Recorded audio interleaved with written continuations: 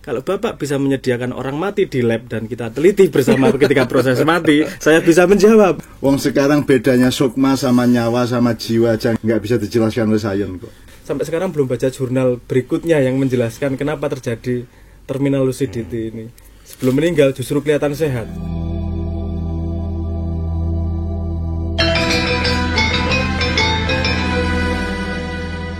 Ya, saya pernah diundang oleh salah satu universitas di Jogja ulang tahun Fakultas Fisika, dan dalam seminarnya salah satu pertanyaannya adalah bagaimana Anda menjelaskan secara sains proses kematian, nyawa itu bagaimana dipandang dari sudut pandang sains. Nah, saya jawab dengan sains, karena sains metodologinya adalah metode ilmiah. Cara deduksinya adalah metode ilmiah. Kalau Bapak bisa menyediakan orang mati di lab dan kita teliti bersama ketika proses mati, saya bisa menjawab. Kalau tidak bisa menyediakan itu, tidak bisa kita bikin hipotesis. Nggak bisa bekerja ya. Cara berpikir sainsnya nggak bisa dilakukan. Apapun jawabannya bukanlah sains, karena tidak memakai sistem sains untuk menjawab itu. Jadi ini memang spekulasi. Tapi kalau bisa menyediakan komponen itu, ayo nembong mati, teleh led, kita teliti. Iki arep mati, wis mati tenan iki, nyawane nang endi. Ada beberapa yang mencoba pakai penelitian itu sehingga ada teori 23 gram dan seterusnya itulah. Tapi sampai sekarang juga belum terjawab juga konsep apa sebenarnya nyawa itu secara sains. Jadi memang ada limitasi dari masing-masing narasi realitas tersebut. Bahkan terhadap materi pun juga sangat terbatas daya jangkau sains ya Bang. Misalnya saya pernah cerita mengenai 86 miliar helai saraf di otak manusia. Itu kan kalau kita bikin disertasi kan sangat tebal, sangat besar. Jadi kalau orang cemburu itu helai saraf yang mana yang bertemu. Kalau orang dengki itu yang mana yang itu. Orang takut itu peristiwa sarafnya apa. Orang pemberani sampai ada metode pijet. Di dada sini ada sekian banyak saraf. Kalau kamu penakut itu kamu mijitnya gini, keluar gini. Kalau kamu terlalu nekat orangnya, nyibitnya ke dalam gini. Jadi itu pun sains belum pernah mengeksplorasi kemungkinan seperti itu. Oke, kalau kembali ke pertanyaannya dosennya yang di seminar tadi. Loh, kalau sains itu ya saya kira sains tidak usah neko-neko lah, karena tidak mungkin dia masuk ke situ. Wong sekarang bedanya sukma sama nyawa sama jiwa aja nggak bisa dijelaskan oleh sains kok. Itu nggak ada di kosakata sains. Nomenklatur memang tidak ada. Dia tidak punya kebutuhan untuk menjelaskan itu. Itu bahasa budaya yang berasal dari agama dan spiritualitas. Itu mencoba memecahkan nyawa, sukma, jiwa, rasa, semua itu seolah-olah wilayah sains, tapi sebenarnya sains tidak akan pernah bisa. Pada fenomena yang sama, sains punya peta yang berbeda. Petanya sains pakai psikologi, pakai neuroscience, bagaimana menjelaskan hormon, menjelaskan jaringan otak. Cara fenomena yang sama dijelaskan pada narasi realitas yang berbeda. Kalau Anda ngomong yang benar mana, yang benar yang bermanfaat untuk Anda agar Anda menjadi bermanfaat untuk society. Sesimpel itu sebenarnya. Kalau agama begitu. Ya. Anfa'ahum linnas. Sekarang kalau orang mati itu yang off dari orang itu nyawanya apa sukmanya apa jiwanya, ataukah ada susunan entah apa. Kalau nyawanya hilang berarti sukmanya ya tidak berlaku, berarti jiwanya juga tidak jalan, atau bagaimana. Dan itu kan tidak bisa, itu kan tidak bisa kita teliti ya Bang ya, tidak bisa. Kalaupun bisa nanti ya najis juga kata-katanya. Itu kan karepmu, itu kan kata-katamu, itu kan menurut kamu. Menurut Anda. Nah, sekarang kata sukma kan nggak bisa disepakati Bang. Kata jiwa aja belum tentu bisa disepakati, karena psikologi juga hanya ngomong tentang gejala kejiwaan tapi bukan jiwa. Itu salah satu disiplinnya dalam sains Pak, urusan nomenklatur seperti itu. Nomenklatur kata-kata itu spesifikasinya apa sebenarnya sangat jelas, dan itu bukan kalau kita mau pakai attitude sains beneran analisa sesuatu, yo apa sebenarnya harus pakai nomenklatur yang dia pakai. Misalnya saya kasih contoh bagaimana mekanisme agama, nyawa dan afterlife ini mulai diperhatikan sains nih. Sains kan kalau dia akan memperhatikan kalau ada fenomena yang memang tidak bisa dijelaskan. Jadi itu kalau teman-teman mau riset ada yang namanya terminal lucidity, konsepnya itu kemudian. Jadi ada cerita terminal lucidity. Ya, terminal lucidity. Jadi ada kasus di Jerman kalau nggak salah. Itu jadi ada kasus bahwa ada orang yang dari kecil cacat, nggak bisa ngomong, nggak bisa jadi harus seumur hidup dijagain orang tuanya. Terus 2 minggu sebelum dia mati, tiba-tiba sehat, bisa ngomong. Dan kalimat yang keluar, aku sudah selesai, aku mau pulang. Itu dalam konsep sains itu ini mengagetkan, mengagetkan, mau pulang kemana, itu urusannya apa ini, kan seperti itu. Tapi tidak bisa dikejar lebih lanjut. Yang bisa dikejar adalah apakah faktor ini berjalan, faktor sehat sebelum meninggal ini proses universal ataukah hanya pada satu orang ini. Ketika candlelight fenomena lebih ya. Fenomena sehat sebelum, jadi lilin kalau mati itu terang habis itu cepat ya. Nah itu ternyata fenomena itu dia tanyain kepada yang salah satu yang ditanyain adalah yang jagain panti jompo. Dan dia, dari observasi dia, iya itu orang-orang tua ini yang sebelum itu jaraknya antara 2 minggu sampai 1,5 bulan sebelum meninggal itu jadi sehat. Nah itu sampai entah ya Kak, mungkin saya belum baca, tapi saya belum baca sampai sekarang, belum baca jurnal berikutnya yang menjelaskan kenapa terjadi terminal lucidity ini. Sebelum meninggal justru kelihatan sehat. Jadi mungkin ketika hati-hati loh kalau kamu sekarang sehat banget, tapi tiba-tiba mendadak sumringah gitu. Kok rame penyakit ya? Ternyata sebentar lagi. Ya, itu, tapi itu artinya sains juga penasaran sebenarnya bagaimana. Kalau sains itu kan dingin dalam tanda petik. Rasion nggak pakai orang goroso, nggak, karena attitude sains dingin. Fakta adalah fakta, kejadian adalah kejadian. Kalau ada kejadian fenomena yang tidak bisa dijelaskan secara koheren dengan nomenklatur sains, dia cari penjelasannya gimana. Gak peduli itu Arab sains, Arab jin, setan, Arab nyowo, kalau dia melihat fenomenanya yang bisa di-approach lebih lanjut, mesti dia. Sekarang gimana Cabrang menjelaskan gini, Bang.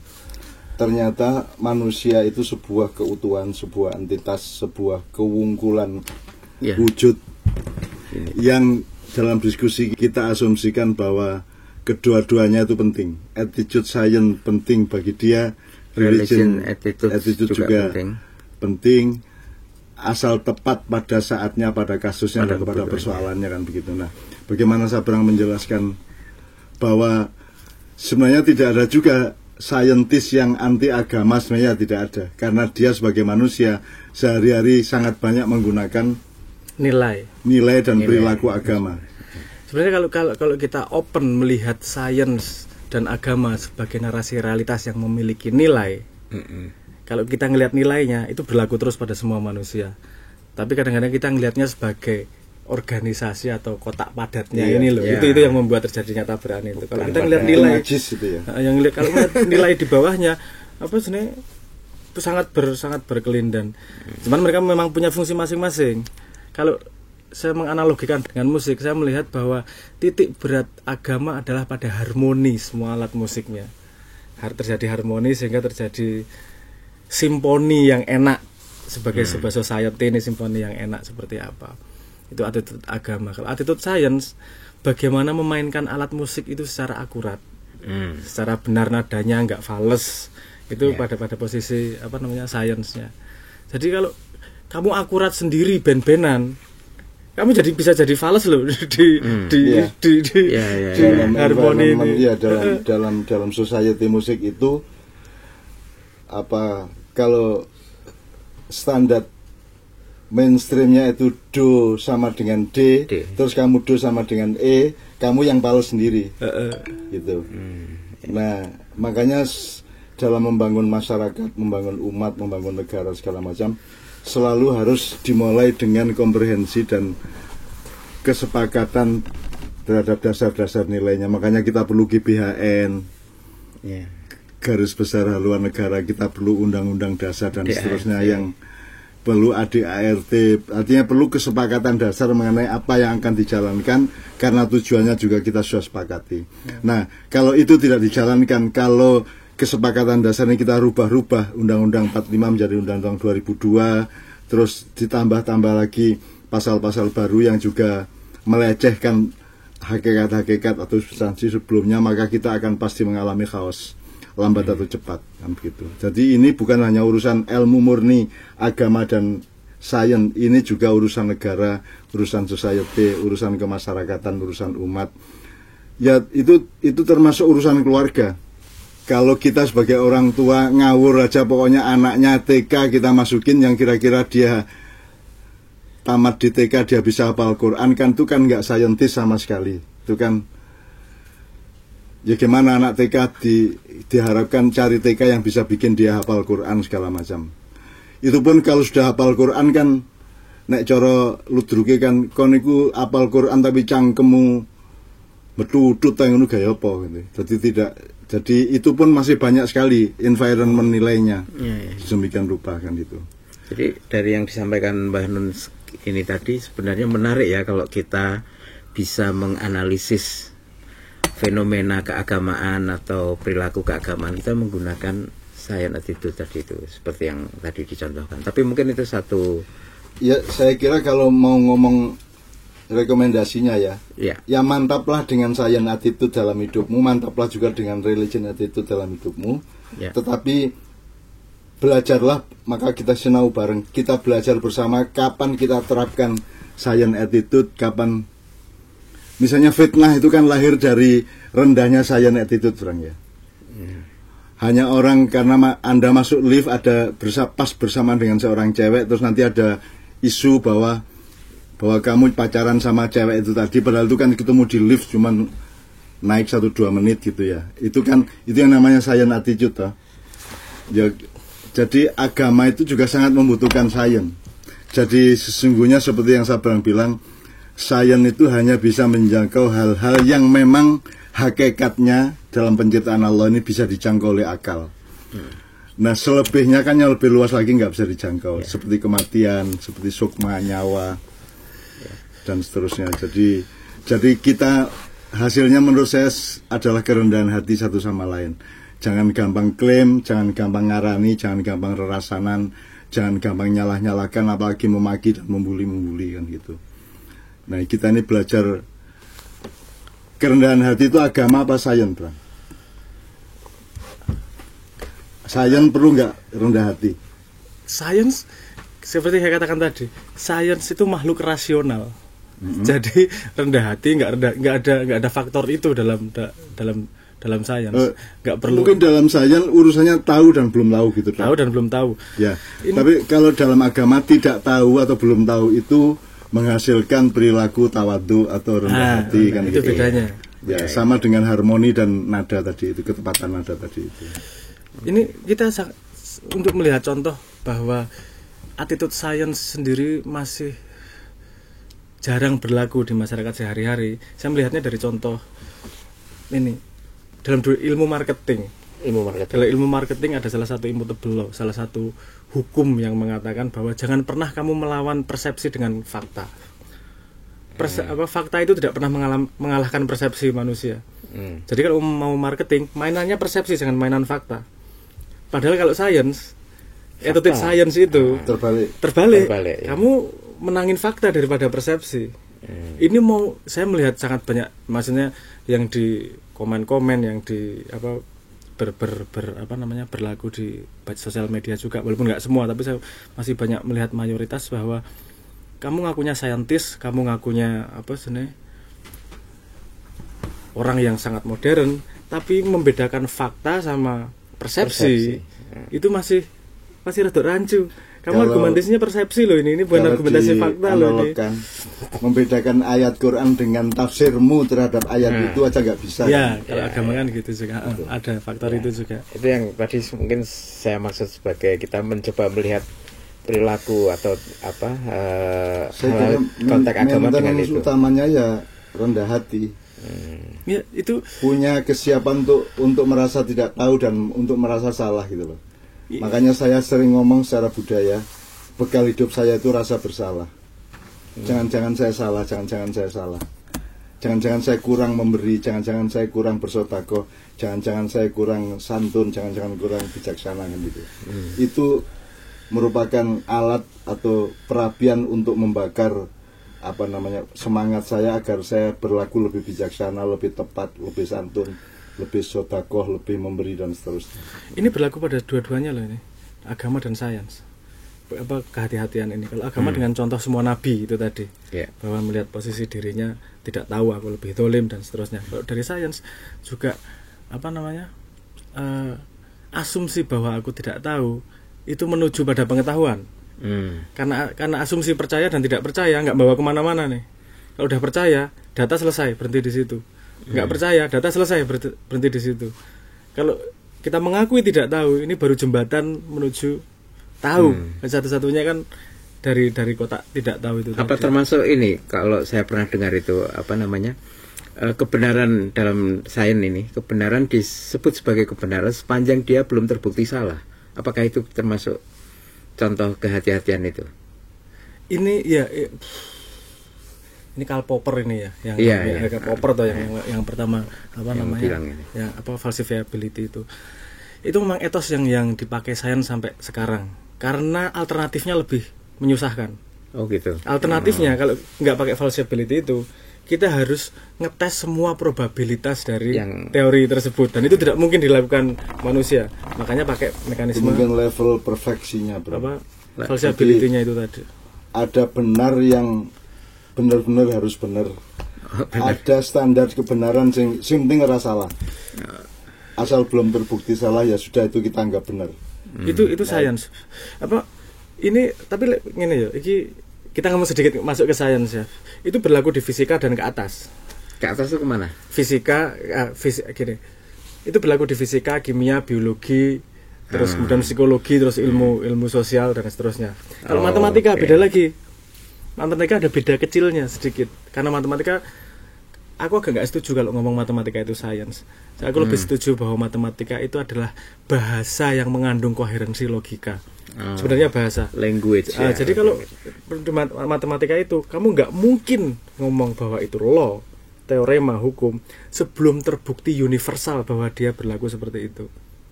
Nah, dalam universalitas ini yang tidak mungkin dicapai oleh fisika dan ke atas. Karena matematika tidak butuh bukti keluar. Matematika kan aksioma. Koherensinya. Matematika kan dibikin sendiri oleh kepala, simbolnya dibikin sendiri, metode deduksinya dibikin sendiri, proofnya adalah koherensi di dalam itu. Jadi kalau yang sudah dianggap law dalam fisika sebelum terbukti salah dia masih benar, itu di matematika masih disebut sebagai konjektur, belum teorema. Kan ada levelnya itu, ada levelnya. Kalau di fisika saya punya konjektur, saya ngeklaim bahwa ini benar, itu belum terbukti benar secara universal. Itu kalau belum dibuktikan secara logik, dibuktikan secara matematis bahwa itu benar pada semua kondisi, dia belum bisa dikatakan teorema, belum bisa dikatakan hukum, dia baru dikatakan konjektur.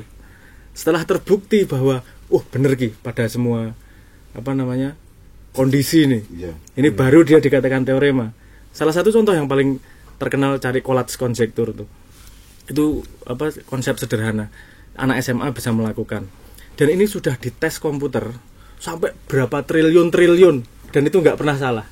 Tapi matematika nggak berani ngomong teorema. Bahwa ini teorema. Padahal sudah triliunan kasus dicoba pakai superkomputer. Gimana itu? Jangan-jangan setriliun satu salah nih kan gitu. Makanya nggak berani matematika ngomong, sangat hati-hati konjektur menjadi teorema. Jadi kalau sudah jadi teorema dalam matematika itu fix. Tidak seperti Fisika kalau teori, misalnya teorinya Newton itu bisa dipertajam dengan Einstein. Kalau yang ngomong bahwa Einstein menyalahkan Newton itu nggak benar. Jadi arah pergerakan kebenaran pada fisika, misalnya fisika ke atas, itu bukan lebih benar tapi lebih presisi kebenarannya. Karena di dalam hukum Newton, dalam hukum Einstein itu mengandung hukum Newton. Jadi hukum Newton itu ya wis bener lah, lumayan iso nggo ngitung mobil, iso nggo ngitung iki, tapi nggo ngitung GPS ra iso karena kurang presisi. itu harus pakai Einstein yang lebih presisi. Nanti harus lebih presisi lagi pakai apa? Kuantum dan seterusnya lah.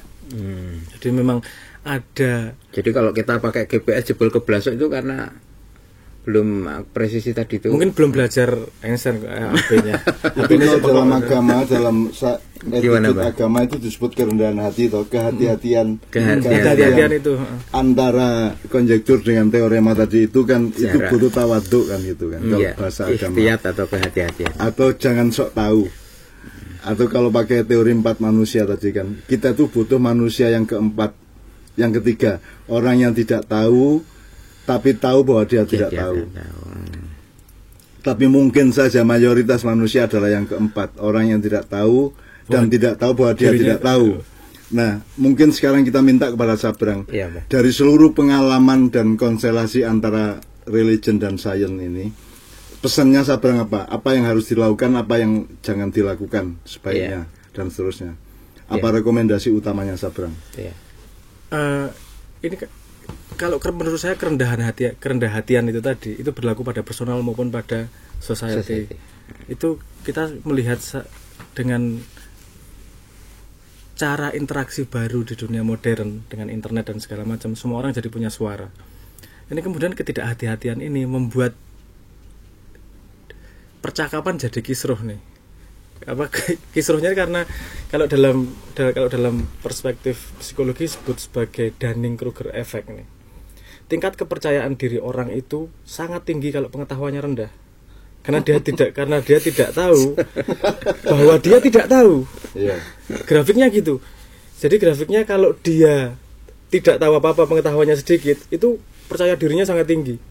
Dia lebih tahu dikit, jeblok. Dia baru tahu bahwa dirinya tidak tahu.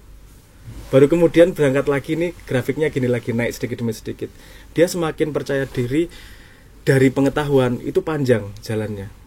Jadi kebanyakan dari kita menurut saya terlalu percaya diri itu warning terhadap banyak hal. Itu nomor satu, bisa warning terhadap ketidaktahuan kita, bisa warning terhadap ketidakwaspadaan kita terhadap diri.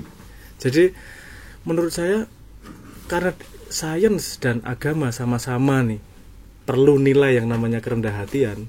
Ini jadi modal pertama luar biasa ini sudah nih. Karena dalam kerendahan hatian kita iso, makanya ibadah yang utama adalah sujud, puncaknya. Sujud adalah puncak dari kerendahan hatian makhluk kepada kholiknya dan kepada sesamanya. Nah, menurut Sabrang kan kerendahan hatian itu diperlukan oleh kedua-duanya, aktivis agama maupun aktivis sains kan begitu. Nah, saya kira itu rekomendasi yang luar biasa dari Sabrang.